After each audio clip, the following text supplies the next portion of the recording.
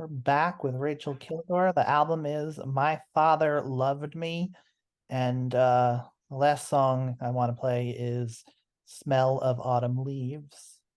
Um, what was it like living so far away in Boston as your father was coming near the end of his life? Um, I had actually moved pretty recently before he died. Um, it was really hard to tell when I left how long that was going to be in the state that he was. It's the kind of thing you could live. He could have lived 10 more years, and instead he lived about a month and a half after I moved away. So I definitely carried around a lot of guilt for having been gone right at the end. Knowing that he felt really comfortable with me and took a lot of pride in me and spending time with me. And um, yeah, it's still hard to think about having denied him of that, I guess. But but also I think he was very proud of me and wanted me to be out in the world making music and doing what I loved. And I was able to come home for that last week of my dad's life and be there with my family, so that was good. And uh, yeah, I think we all hope to be there at the bedside when it's happening, or even before. It's just, yeah, mortality hits you and you think, oh, I would have spent every second with him. Of course, I would not have. My dad would have drove me crazy if I was with him every second. So good to hold both things at once in your mind. How did you wind up processing his death? I mean, was this album a big part of that? Oh my gosh, yes, absolutely. Yeah, by the time I reached adulthood, my dad had already started showing signs of his dementia, and so, in my early 20s when I really conceivably would be interested in getting to know him as an adult, he didn't feel like he was there. He didn't feel like himself. He didn't uh there weren't a lot of I didn't really know how to have conversation with him.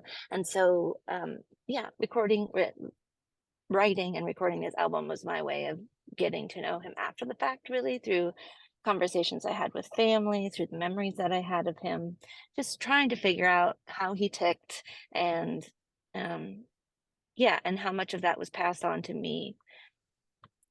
It's been a really important process, I think, of letting go of his letting go of his death and just figuring out the influence that he had on me and what shape the rest of my life will take because of it.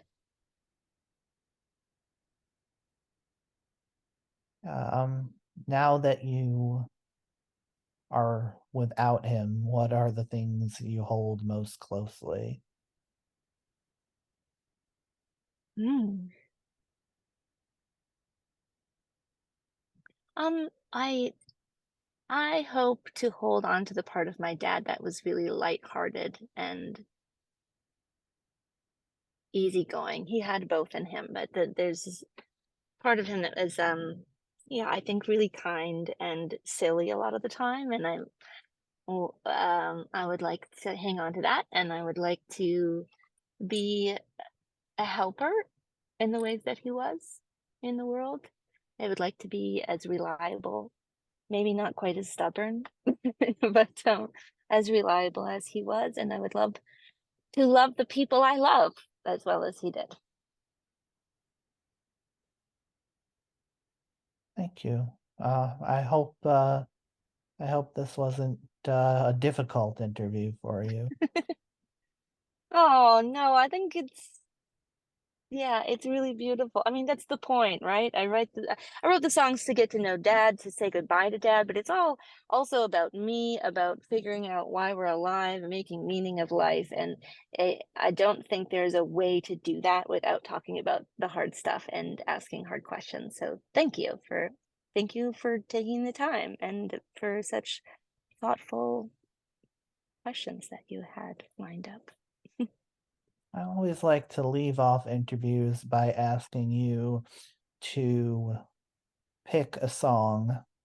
The only rule is that it cannot be something you were involved in creating.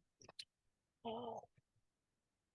So My prompt for you will be a song that you think aided you through this whole process. Oh man, this is a rough one.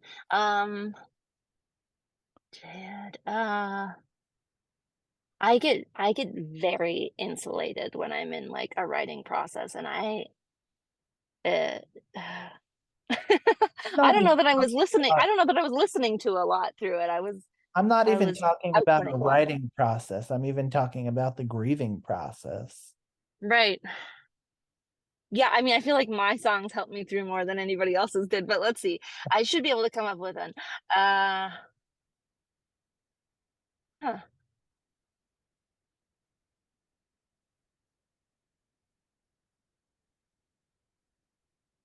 This is I don't know. I'm sorry. I don't have an answer. I can't think of a song.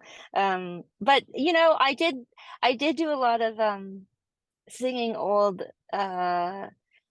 there's an answer. It's not really a song that I have as an answer, but I did do a lot of singing old folk songs that my dad grew up with.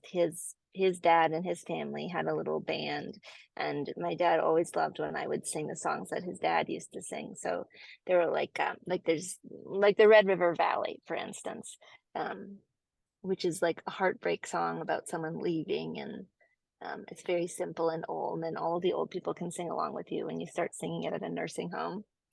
Um, I think, that was a helpful but song. Yeah. yeah, Yeah. Yeah. And lots of others of that along that same line, the kinds of old songs that, everyone will sing along to if you start singing it in a room, um, that that feel like family. thank you so much for coming on and thinking so hard about some of these things, especially that last curveball I threw you. Yeah, I was not A lot prepared. of Those times are my that's hardest the one questions. that destroys people.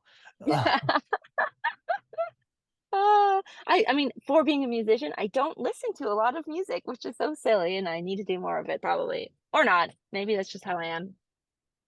Rachel Kilgour, the new album is My Father Loved Me. Thanks so much. Thank you.